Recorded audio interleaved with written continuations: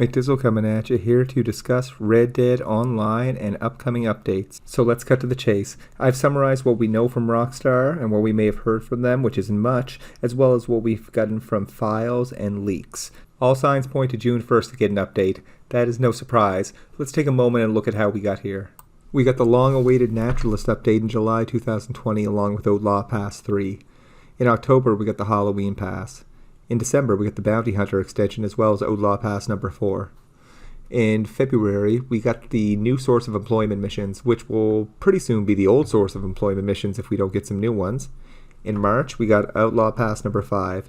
Everyone knew about that. It was not any surprise. Some people like it, some people don't. It's content. I'll take it.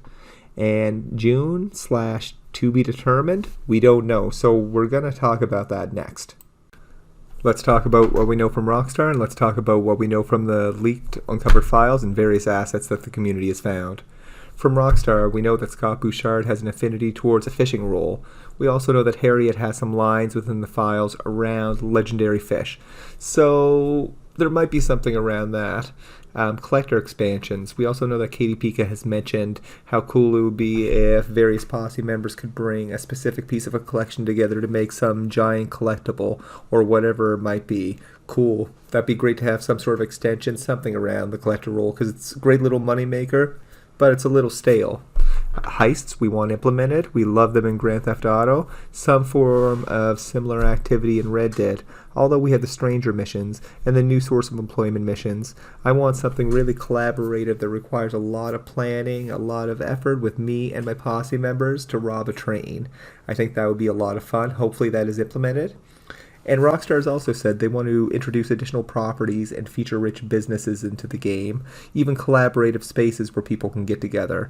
I think that'd be really great too. So Rockstar keeps things pretty tight-lipped for the most part, as everyone's pretty well aware.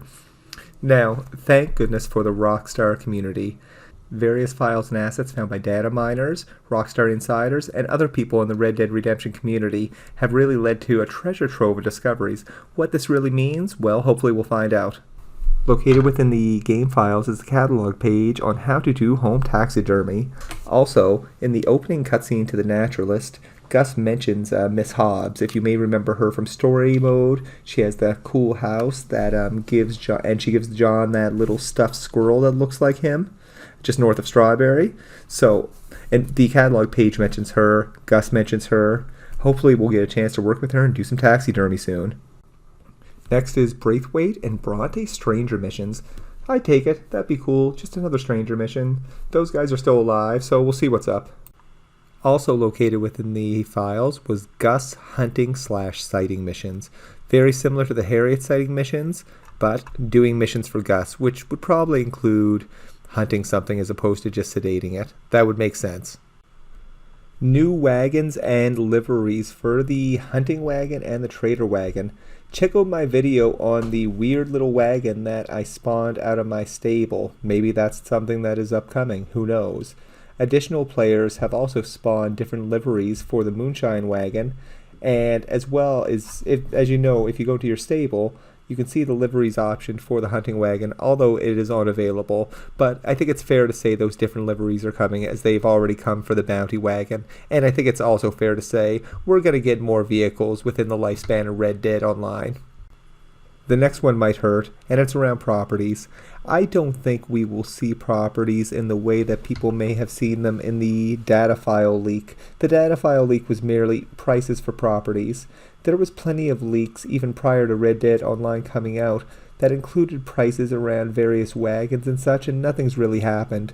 The way I do picture properties, though, is around businesses and feature-rich businesses, as Rockstar has mentioned.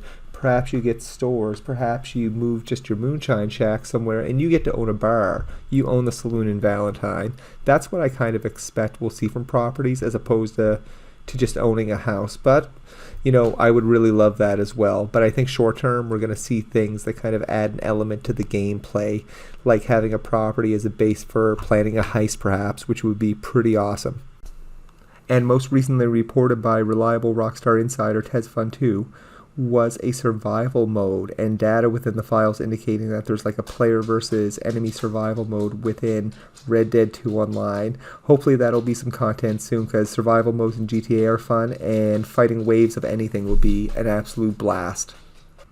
What should that leave us expecting for what we'd like to think is a big update on June 1st? Well, we should have a new Outlaw Pass, number 6.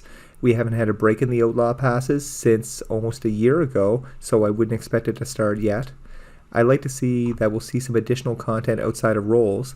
I want to know what happened to Mrs. Leclerc's husband and that story that we started in kind of that main storyline. I think we can also expect to see some new source of employment missions. Again, otherwise Rockstar will have to start calling them an old source of employment if they don't add them soon. And I think we have the potential to see one, if not more, role extensions, as there's evidence out there supporting multiple role extensions, so who knows what we're going to get.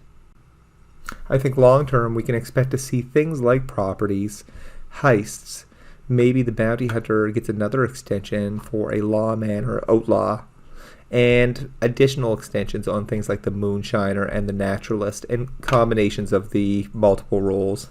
Thanks for making it to the end.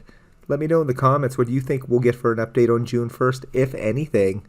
Like if you enjoyed this, and subscribe for more Red Dead content that focuses on Red Dead Online, Red Dead story mods, and lots of really weird Red Dead shorts. Take care, folks. Have a good one.